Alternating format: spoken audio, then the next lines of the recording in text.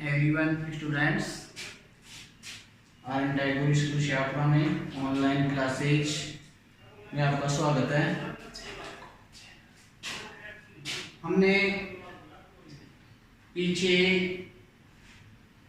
परावर्तन के प्रकार देख लिए थे पिछले वीडियो में। अब अपना जस्ट जो आगे वाला जो वीडियो है उसमें अपना नया टॉपिक है दर्पण। दर्पण किसको बोलेंगे? सभी घरों में दर्पण है।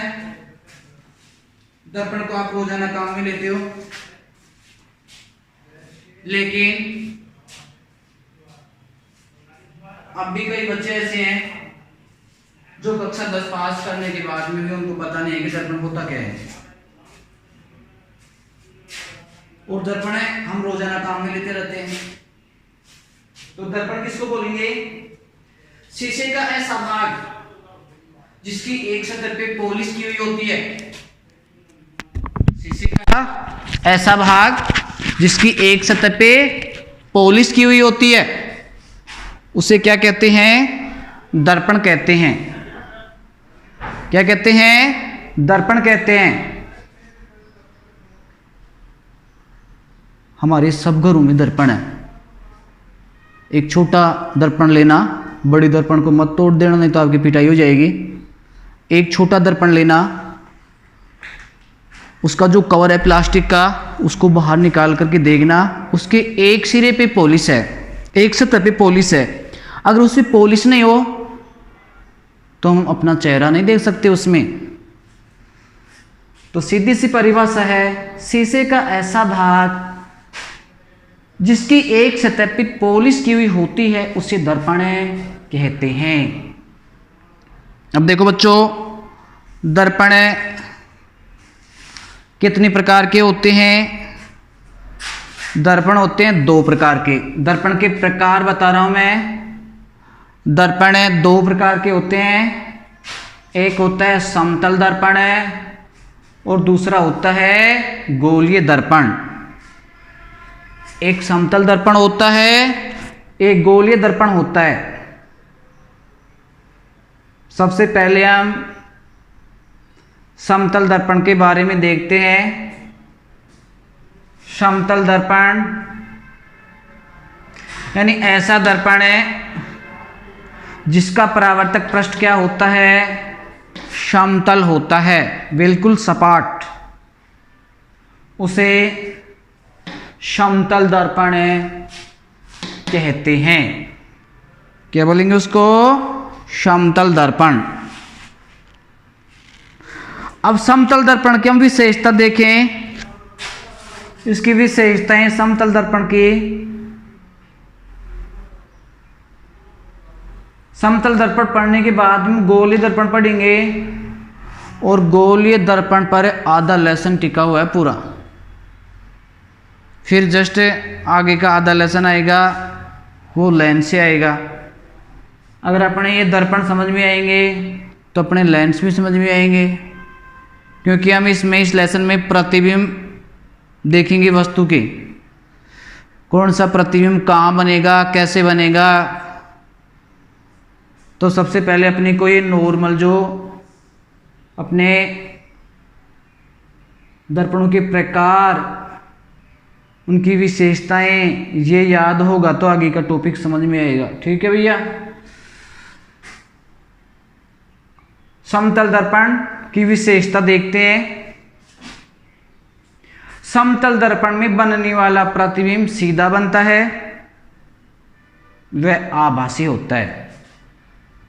ऐसा नहीं है कि नीचे का ऊपर, ऊपर का नीचे, नहीं, सीधा बनेगा बिल्कुल। समतल दर्पण में प्रतिबिंब का आकार वस्तु के आकार के बराबर होता है। जैसे ये अपने पास मार्कर है, ये मान लो 4 इंच लंबा है। समतल दर्पण के सामने हम इसको लेके खड़े हो जाएंगे तो इसका जो प्रतिबिंब है ना, प्रतिबिंब बोलते हैं चित्र को, इसका जो प्रतिबिंब है वो भी दर्पण में 4 इंच लंबाई बनेगा।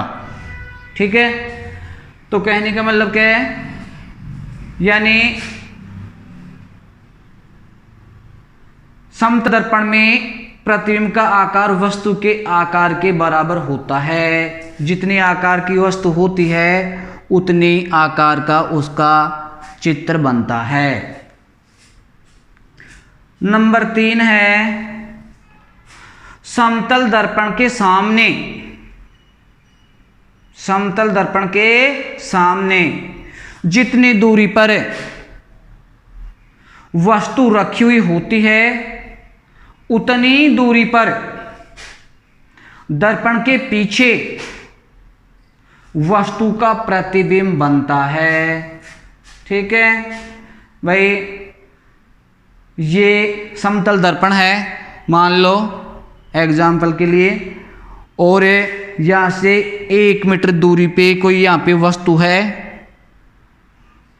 अब इसका जो प्रतिबिंब बनेगा वो दर्पण के अंदर की ओर 1 मीटर अंदर की ओर बनेगा। अपने को वैसे दिखाई नहीं देता है, बल्कि अंदर की ओर 1 मीटर दूरी पे बनेगा। ये वस्तु 1 मीटर दूरी पे है यहाँ, तो इसका प्रतिबिंब भी दर्पण के पीछे 1 मीटर दूरी पे बनेगा। यानी समतल दर्पण में दर्पण के सामने जितनी दूरी पर वस्तु रखी हुई होती है उतनी दूरी पर दर्पण के पीछे वस्तु का प्रतिबिंब बनता है। ठीक है, अपना अगला जो है नंबर है, चौथा नंबर है विशेषता में। हम विशेषता देख रहे थे, समतल दर्पण में वस्तु का दायां भाग बाईं ओर और बायां भाग दाईं ओर दिखाई देता है। हम कई बार देखते हैं बाल कटवाने के लिए हम नाई के पास जाते हैं, या हम मोबाइल में कई बार फोटो खींचते हैं, इधर वाला भाग इधर, इधर वाला भाग इधर अपने को दिखाई देता है। भाई कई दर्पण हमने ऐसे देखे हैं, यानी ये समतल दर्पण में दायां भाग बाईं ओर और बायां भाग दाईं ओर, और इसको पार्श्व परावर्तन भी कहते हैं। क्वेश्चन बन के आ जाए बीच में, कई बार क्वेश्चन पूछ लेता है, प्रकाश का